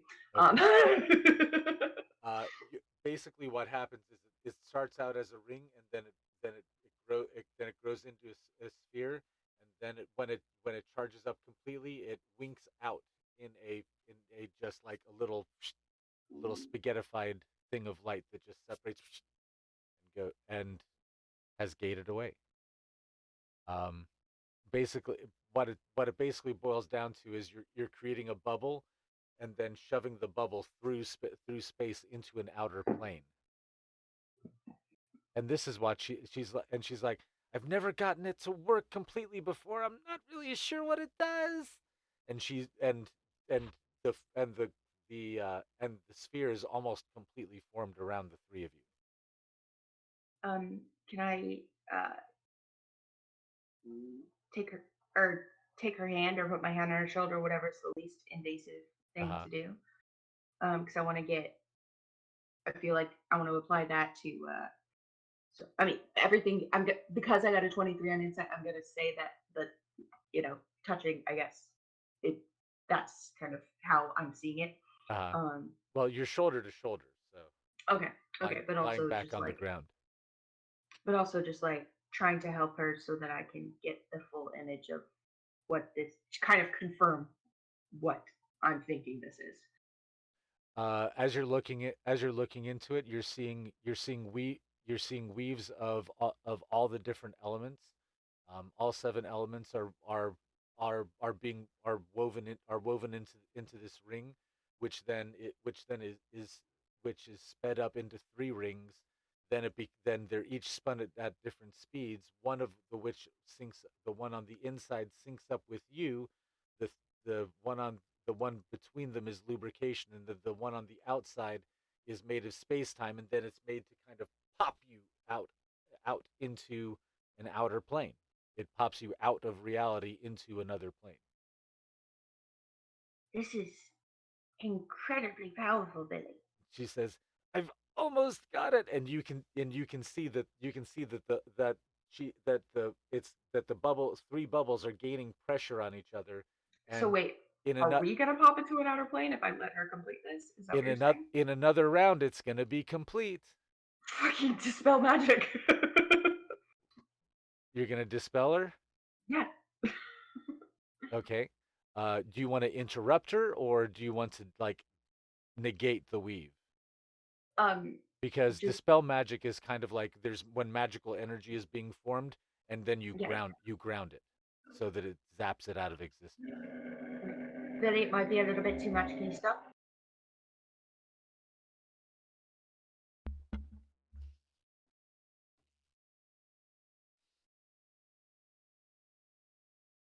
Perhaps I don't know if you can see that. Fuck me. Oh wait, is that a good? I don't know if that's a good or bad, depending on She's what she's trying. she goes ah, and she grunts a little with the force of releasing it because it was just about to trigger. Sorry for all that. I thought you were saying only the light was going into the upper plane, so that's why I didn't take it seriously. I didn't realize it was us. Yeah, and it was and you see it and you see the spell unravel around you, and she's like she's like and she lays back exhausted like I almost had it, and Sumei says, I think I could do it, Nope, and nope, she Smite, lifts nope, up her Smite, hand. Smite, Smite, Smite, Smite, Smite, Smite. No, no. That's incredibly powerful and incredibly useful, incredibly brilliant, but not for right now. Okay? Sumei says, I really like that rune. That's a really cool rune. It is a Maybe I very cool room. maybe I can get Elspeth to tattoo that on me.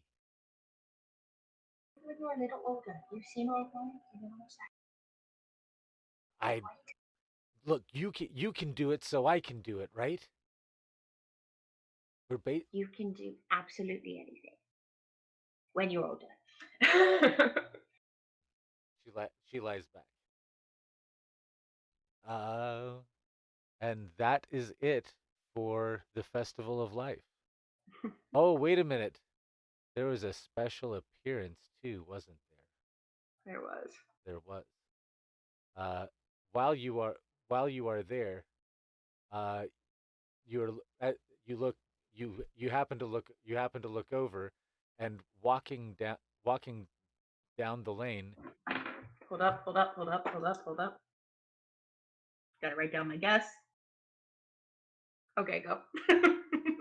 is Phaethra. Yes! Ha I ha wrote ha! it. You knew it. You knew it. I think I'm just like in shock. Like, I don't say. I think I'm just like straight up in shock. She's dressed differently than the Phaethra you knew. The Phaethra you knew had been had been uh had been wearing clothes that weren't really hers that she had picked up on the way because she had been shipwrecked Mhm. and had found clothes on the way and had clothes given to her and changed clothes many times. So uh but this appears to be a Phaethra who has who is in full command of her abilities and is living her best life. She's dressed in a combination of furs as well as woven fibers, and uh, and has uh, a massive cudgel hanging at her side. I think there's a lot of emotions going on. Um, First of all, the idea of having to bring everybody together, um, knowing that that's coming eventually. Also knowing that here she is not Billy, she is Emily. Also knowing that she has seen different versions of people and knows that this Phaedra might not recognize her, might be a completely different Phaedra, and is just processing all of that. Hmm. But I also, any other person, I might wonder if they were dangerous or anything like that, but not Phaedra at all. And I guess I turn to Billy and I say, "You see that druid there? Billy turns to look and says, "The one The with dwarf? the halo crown. Yes, What about her?" you sense that power. Well, Do you sense there's that power? there's so many powerful druids around. Yeah. She does seem very powerful, though.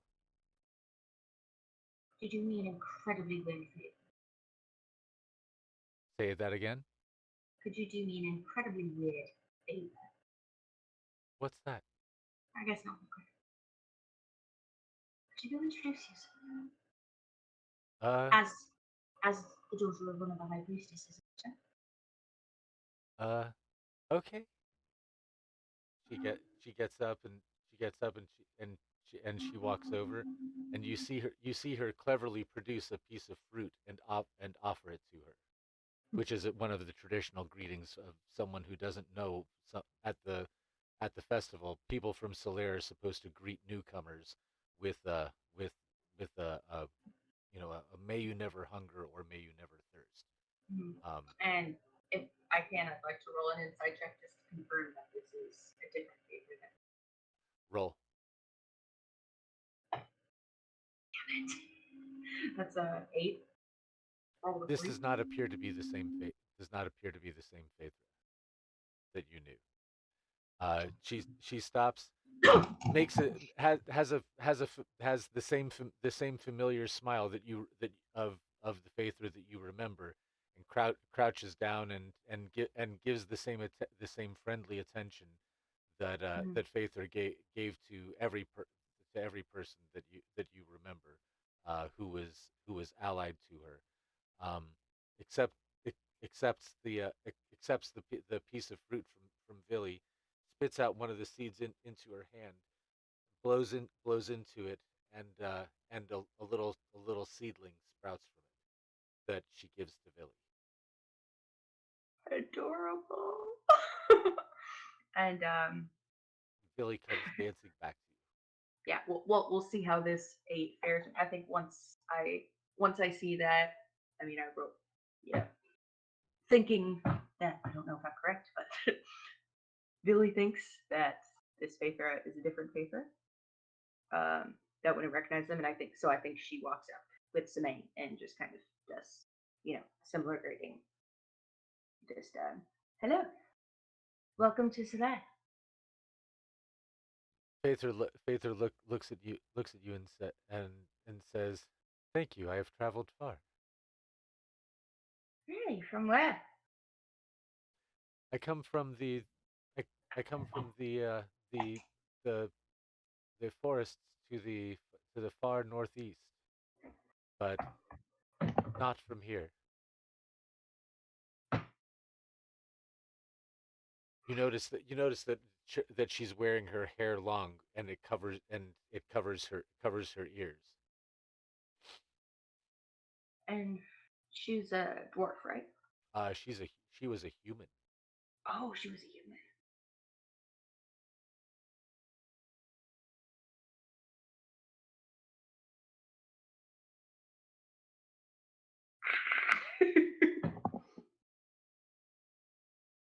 She says, "Yes, I don't come from this world. I come from a completely different one, so to speak. Uh, Quite familiar. I only have about an about a few more minutes to look around. Come from a different world, you say? Yes, I've studied them, have you the really? different worlds. Yes, Perhaps you're I'm the one sort of, I'm meant to come to seek. perhaps, perhaps we've met She seems to she in turns another time, she in turns another world. to look over her left shoulder. She doesn't appear to be looking at anything in particular that you can see. Um, and she looks back and says uh, and says and says, "There's no other version of me there, is there?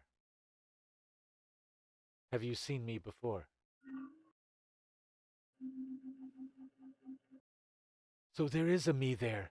There is a me, and she winks out of existence.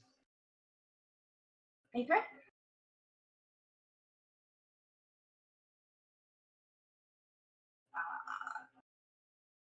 I think I just stand there in shock for a minute.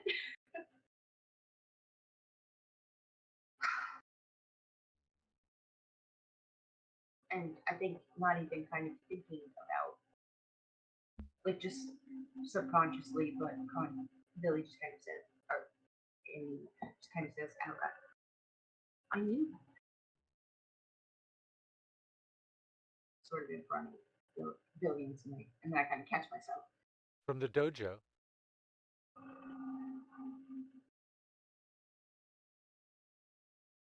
Where do you know her from? What? It's hard to explain. From before I met with you. Somebody says, another before story. Yes, Hmm. I can't wait to be old enough for you to tell me those stories. I can't wait And that is where we are going to end. either.